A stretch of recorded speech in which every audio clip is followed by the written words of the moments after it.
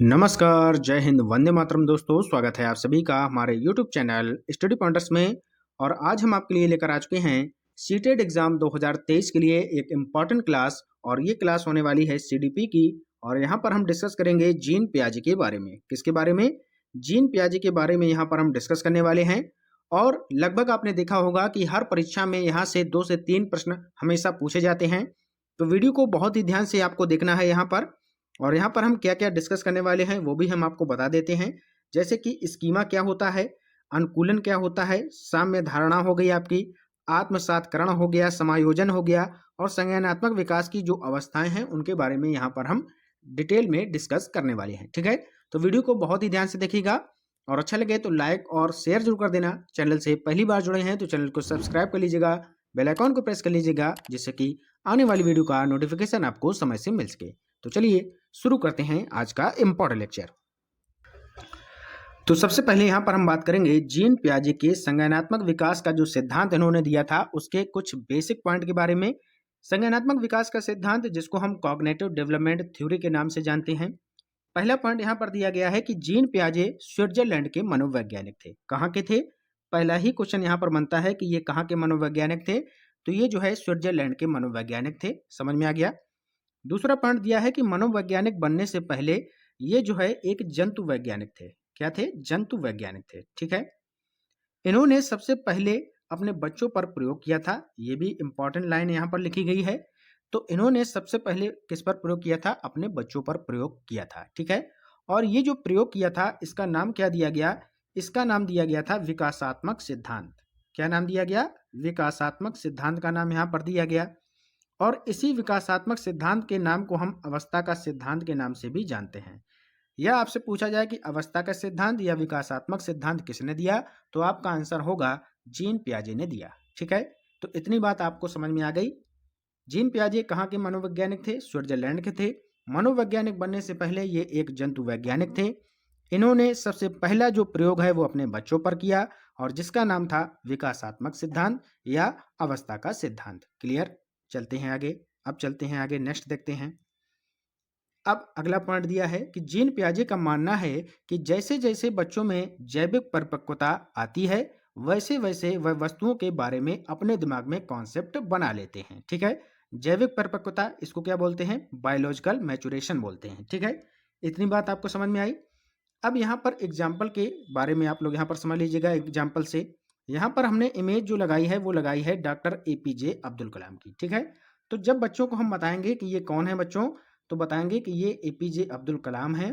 इनको missile man के नाम से जाना जाता है, और ये एक साइंटिस्ट थे। ठीक है, ये एक वैज्ञानिक थे, और ये जो है भारत के राष्ट्रपति भी रह चुके हैं।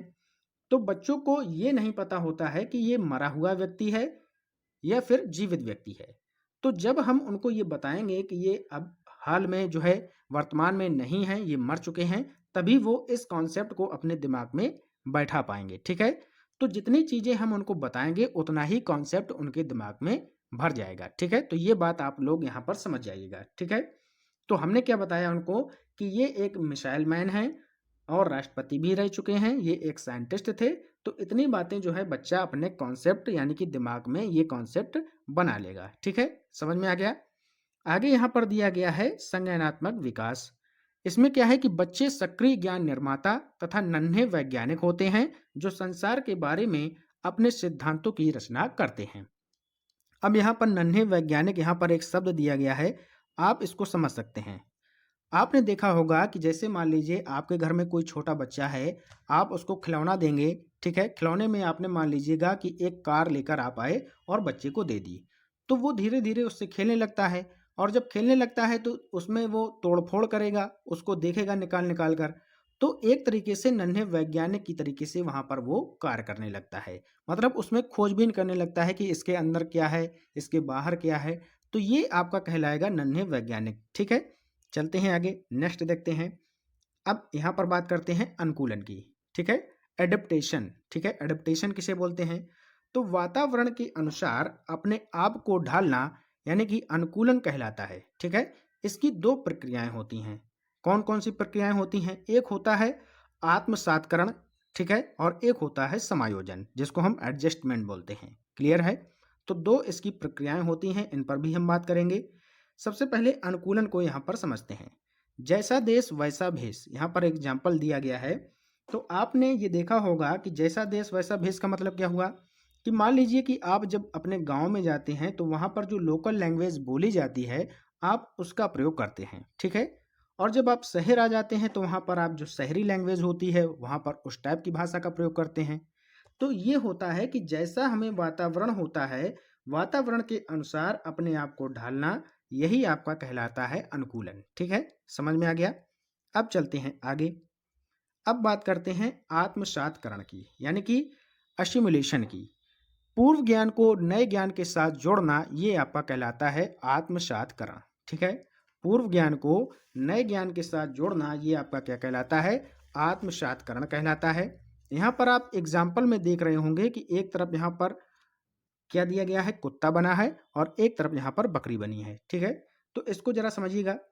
बच्चे को जब आप बताते हैं कि ये एक कुत्ता है, मान लीजिए आपने उसको एक कुत्ते के बारे में बताया कि कुत्ते के 4 पैर होते हैं, 2 आंखें होती हैं, 2 कान होते हैं, 1 पूंछ होती है, ठीक है। ये सारी चीजें आपने बताई और ये काले रंग का होता है, बता दिया आपने बच्चे को।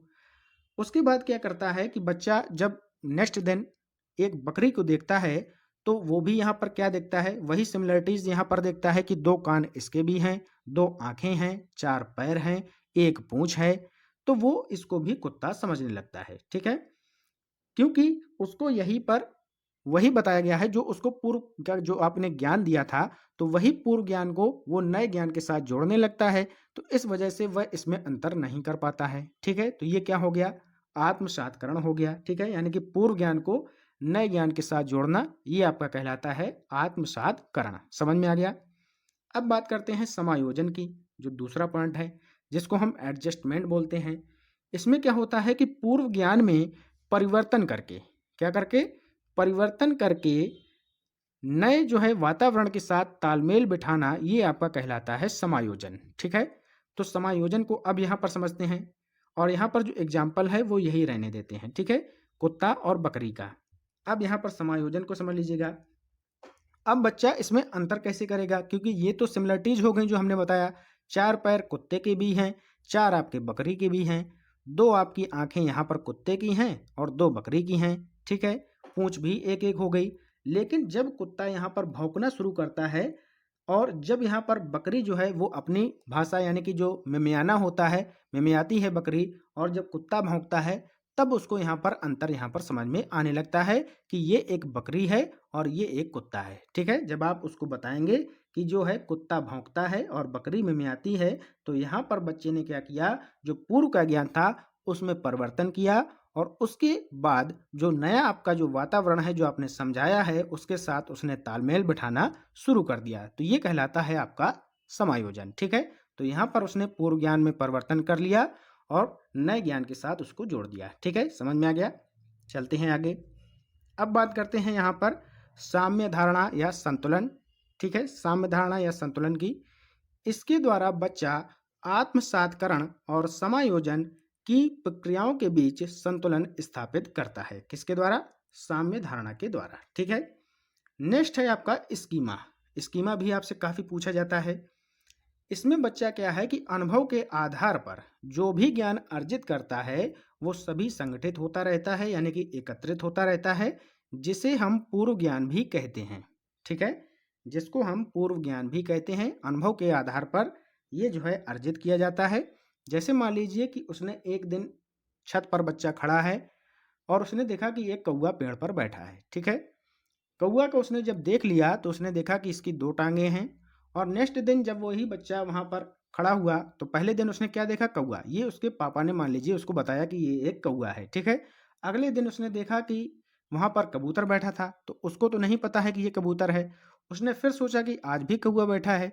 तब उसने जो है अपने पिताजी से पूछा कि ये क्या है, तो पिताजी ने क्या बताया कि ये कबूतर है, ठीक है। तो वहां पर उसने जो है अब यहाँ पर अनुभव किया कि ये भी अलग अलग चीजें हैं दोनों, ठीक है। जैसे हमने आपको अभी बकरी और कुत्ते में अंतर बताया था ना, उसी प्रकार से यहाँ पर भी है, ठीक है। समझ में आ गया। तो ये आपका हो जाता है स्कीमा, यानी कि अब उसके दिमाग में कॉन्सेप्ट बैठ गया। एक जो कॉन्सेप्ट है वो अब धीरे धीरे अर्जित करता रहता है और इसी के द्वारा वह जो है आगे बढ़ता रहता है। तो ये हो गया आपका स्कीमा। क्लियर हो गया?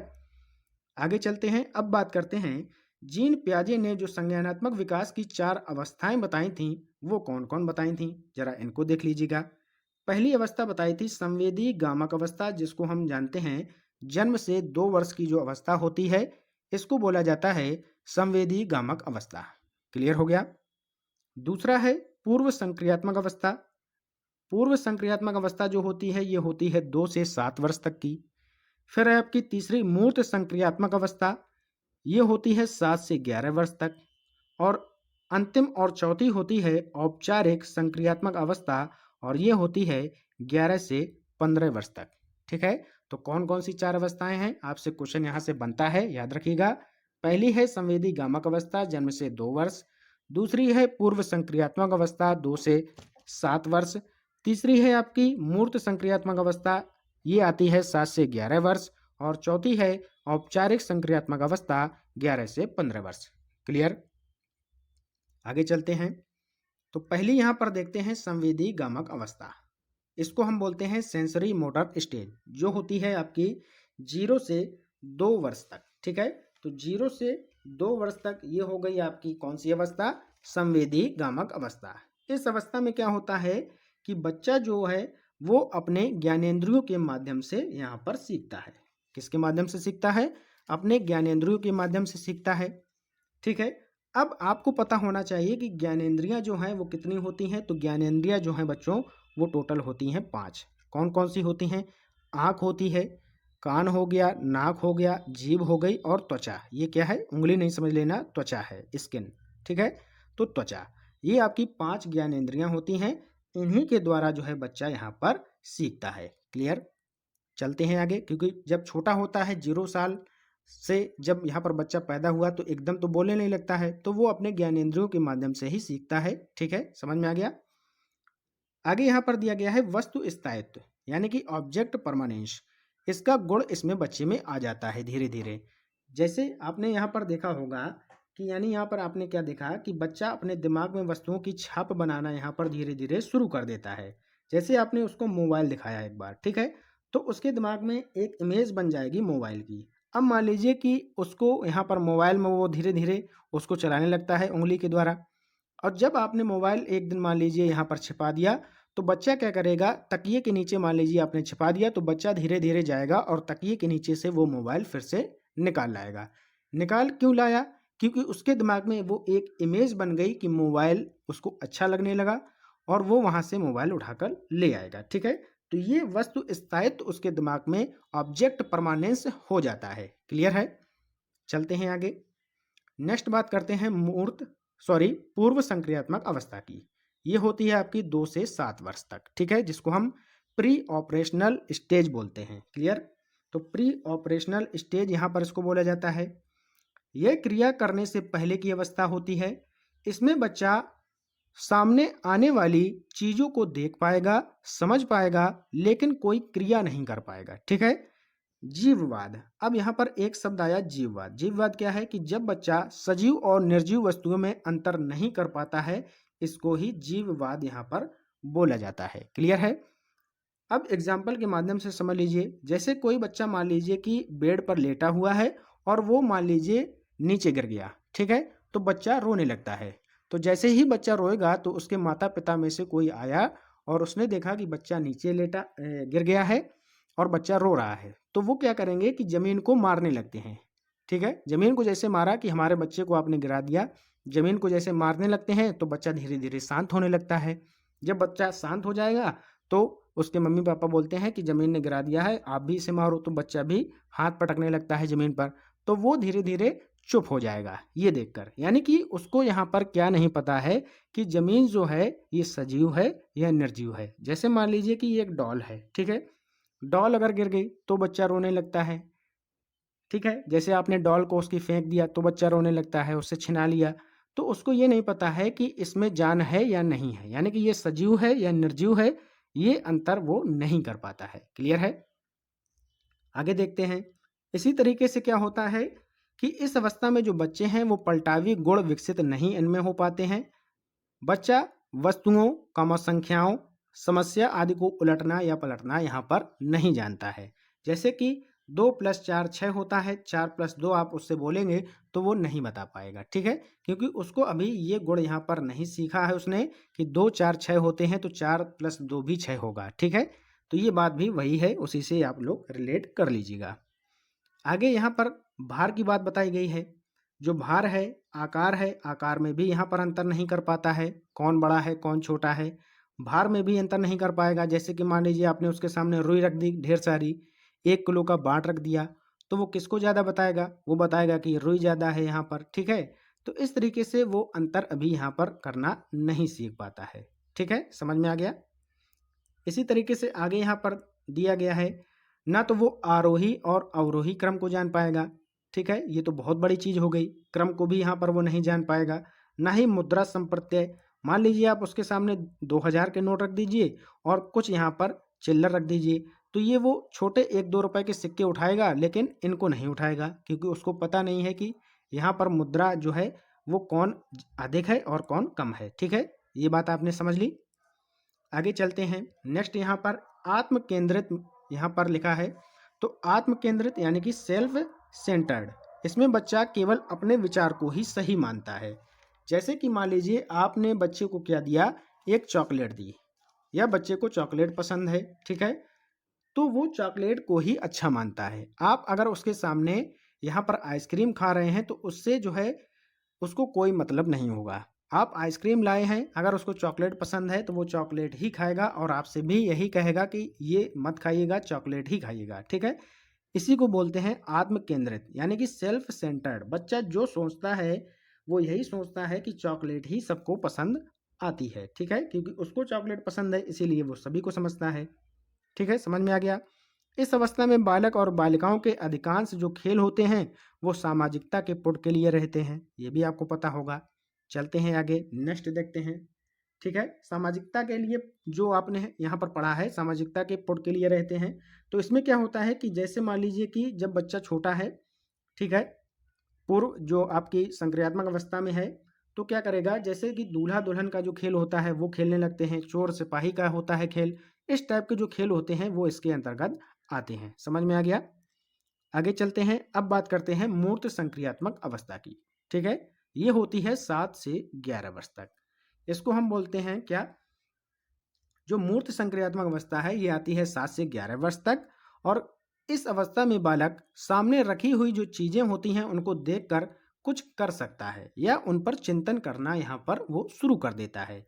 इस अवस्था में क्या होता है कि बालक जो है जीववाद, पलटावी गुण, भार, आकार, क्रम, मुद्रा संप्रत्यय, माप तौल आदि को समझने लगता है। जैसे अभी हमने बताया था जीववाद यानी कि सजीव और निर्जीव को यहाँ पर वो समझने लगता है, क्योंकि अब जो उसकी उम्र है कितनी है, 7 से 11 वर्ष तक, ठीक है? तो इस उम्र में जब वो आ जाएगा तो वो इनमें जो है सजीव और निर्जीव को पहचानने लगता है, ठीक है? और आगे क्या दिया है कि इस अवस्था में बालक आत्म केंद्रित के स्थान पर वह जगत को अधिक महत्व देने लगता है। यानी कि अब अगर आप उससे बोलेंगे कि खिलौनों के साथ आप घर पर खेलिए तो वो नहीं खेलेगा, क्योंकि वह जो है अब वह जगत में अधिक महत्व देने लगता है। बच्चों के साथ बाहर निकल जाएगा खेलने के लिए, बैट बॉल खेलेगा या कुछ भी दूसरा खेल खेलने लगता है, ठीक है? किस अवस्था में? मूर्त संक्रियात्मक अवस्था में, ठीक है? अब चलते हैं आगे। इस अवस्था में बालक बौद्धिक संक्रिया जैसे कि गुणा हो गया, जोड़, घटाना, भाग आदि ये सारी चीजें यहाँ पर समझने लगता है, ठीक है? आगे लिखा है कि इस अवस्था में बालक मूर्त वस्तुओं के बारे में तार्किक चिंतन करने लगता है, ठीक है? तो यहाँ पर जो उसका चिंतन है वो भी बढ़ जाता है, वो तार्किक चिंतन भी करने लगता है, ठीक है? जैसे कि आपने कोई उसको खिलौना दिलाया या बैट बॉल दिलाई तो वो उसमें तार्किक चिंतन करने लगता है, उसके आकार देखेगा, उसकी बनावट को देखेगा और बहुत ही ध्यान से उसका रंग को देखता है कि ये कैसे बना है, कैसा लगता है, अगर इसका रंग ऐसा होता तो कैसा लगता। तो ये सारे जो है वो चिंतन यानी कि तार्किक चिंताएं वो करने लगता है, ठीक है? समझ में आ गया? चलते हैं आगे। नेक्स्ट है यहाँ पर अंतिम आपका औपचारिक संक्रियात्मक अवस्था, फॉर्मल ऑपरेशनल स्टेज, ठीक है? ये आती है आपकी 11 से 15 वर्ष तक। इसको समझते हैं। इस अवस्था में बालक जो है अमूर्त चिंतन करने लगता है, यानी कि निर्णय लेना, स्मरण करना, मनन शक्ति आदि यहाँ पर ये अवस्थाएं में जो आपकी औपचारिक संक्रियात्मक अवस्था है इसमें देखने को मिलती हैं। निर्णय भी लेने लगता है अपना स्वयं से, ठीक है। आगे लिखा है कि इस अवस्था में बालक समस्या का समाधान करने लगता है, यानी कि अगर उसको कोई समस्या है तो वो स्वयं से समाधान उसका जो है खोजने लगता है। अब वो जो है अपने माता पिता पर इतना आश्रित नहीं है जितना कि पहले था, ठीक है। इस अवस्था में बालक कार्य कारण को समझने लगता है, ये भी बात बिल्कुल यहाँ पर सही दी गई है। तो इसके थ्रू आप यहाँ पर समझ सकते हैं कि अमूर्त का अर्थ क्या होता है, कि प्रेम है, सहानुभूति है, न्याय क्या है, ठीक है, स्वतंत्रता क्या है, इसके बारे में वो जो है महसूस करने लगता है, ठीक है। तो ये सारी चीजें आती हैं आपके औपचारिक संक्रियात्मक अवस्था के अंतर्गत। क्लियर हो गया? ठीक है, तो ये 4 अवस्थाएं थीं। आपने अच्छे से यहाँ पर वीडियो अगर देखा है बिना स्किप किए, तो चारों अवस्थाएं हमने बहुत ही अच्छे से आपको समझाई हैं, और आशा करते हैं आपको वीडियो अच्छा लगा होगा, और लाइक आप लोग सभी लोग ज़रूर करके जाइएगा। मिलते हैं नेक्स्ट वीडियो के साथ, तब तक के लिए पढ़ते रहिए और आगे बढ़ते रहिए। जय हिंद, जय भारत।